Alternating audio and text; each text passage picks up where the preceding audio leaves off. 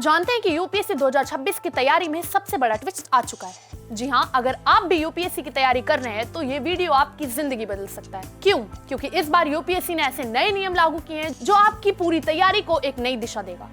कुछ नियम तो इतने सख्त हैं कि अगर आप इन पर ध्यान नहीं देंगे तो आपका यूपीएससी का ड्रीम ही रह जाएगा। तो अगर आप भी अपनी तैयारी को सुपरहिट बनाना चाहते हैं तो ये वीडियो आखिरी तक जरूर देखें, क्योंकि मैं आपको यूपीएससी 2026 के नए नोटिफिकेशंस के हर अहम पॉइंट्स को बहुत आसान तरीके से समझाने वाली हूँ। चलिए शुरू करते हैं और जानते हैं ये बड़े बदलाव जो आपके लिए बहुत जरूरी हैं। यूपीएससी नोटिफिकेशन की तारीखें और वैकेंसीज।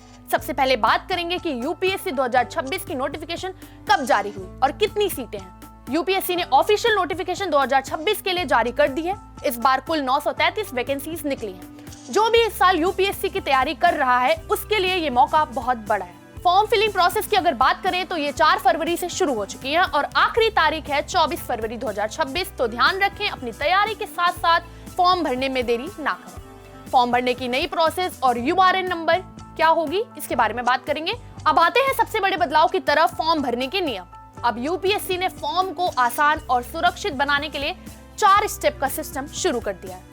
पहला स्टेप है यूआरएन नंबर जनरेट करना। जी हाँ, यूआरएन यानी यूनिक रजिस्ट्रेशन नंबर, जो आपको एक बार मिलेगा और आप इसे अपनी पूरी यूपीएससी प्रोसेस के दौरान इस्तेमाल कर पाएंगे। इस यूआरएन से आप फॉर्म की हर स्टेज पर अपना रिकॉर्ड देख सकते हैं और जरूरत पड़ने पर अपडेट भी कर सकते हैं। दूसरा स्टेप है अपनी पर्सनल डिटेल्स भरना। तीसरा स्टेप है अपनी फोटो और सिग्नेचर अपलोड करना। और अब ये ध्यान रखना होगा कि आपकी फोटो और सिग्नेचर सही साइज और क्वालिटी में हो, क्योंकि गलत फोटो अपलोड करने पर फॉर्म रद्द हो सकता है। चौथा स्टेप है फीस पेमेंट। फीस भरते ही आपका फॉर्म सबमिट हो जाएगा। ध्यान दें, एक बार फॉर्म सबमिट हो गया तो आप इसमें कोई भी बदलाव नहीं कर पाएंगे, इसलिए फॉर्म भरते वक्त हर चीज अच्छी तरह जरूर चेक करें। फोटो और सिग्नेचर के नियम क्या हैं? फोटो और सिग्नेचर के लिए अब यूपीएससी ने बहुत सख्त नियम बना दिए हैं। आपकी फोटो क्वालिटी रीसेंट की होनी चाहिए और अच्छी होनी चाहिए, जिसमें आपका पूरा चेहरा दिख रहा हो। सिग्नेचर साफ और फिक्स साइज में होने चाहिए। गलत फोटो या सिग्नेचर अपलोड करने से आपका फॉर्म रिजेक्ट हो सकता है। इसलिए यूपीएससी की वेबसाइट पर फोटो और सिग्नेचर के गाइडलाइंस जरूर पढ़ें और उसी हिसाब से अपलोड करें। यूपीएससी ने परीक्षा केंद्र पर अब पहचान के लिए आधार बेस्ड फेस वेरिफिकेशन सिस्टम लागू कर दिया है। मतलब जब आप परीक्षा केंद्र पहुंचेंगे तो आप चेहरा और आधार कार्ड डिजिटल तरीके से वेरीफाई किया जाएगा। इससे कोई भी दूसरा आपकी जगह परीक्षा नहीं दे सकता। ये कदम धोखाधड़ी रोकने और परीक्षा प्रोसेस को ट्रांसपेरेंट बनाने के लिए उठाया गया है। इसलिए परीक्षा के दिन अपना आधार कार्ड जरूर लेकर जाएं। फॉर्म सबमिट के बाद बदलाव ना होने का नियम। एक और बहुत अहम बात है, जो फॉर्म सबमिट करते ही आप उसमें कोई भी बदलाव नहीं कर पाएंगे। पहले लोग गलती सुधारने के लिए फॉर्म वापस लेते थे, लेकिन अब यूपीएससी ने ये पूरी तरह बंद कर दिया है। इसलिए सावधानी से और पूरी जानकारी लेकर ही फॉर्म भरें। एडमिट कार्ड भी अब पूरी तरह से डिजिटल हो चुका है। पोस्ट के जरिए आपको एडमिट कार्ड नहीं मिलेगा। आपको अपनी यूपीएससी अकाउंट से एडमिट कार्ड डाउनलोड करना होगा और उसके बाद उसका प्रिंट आउट लेकर परीक्षा केंद्र पहुंचना होगा। इसलिए एडमिट कार्ड डाउनलोड करने की तारीख को भी जरूर याद रखें और समय रहते इसे डाउनलोड करें। यूपीएससी ने भाषा और पेपर से जुड़े नियमों में भी काफी बदलाव किए हैं। कुछ उम्मीदवारों को भाषा पेपर से छूट मिलेगी और नई भाषा विकल्प भी दिए गए हैं।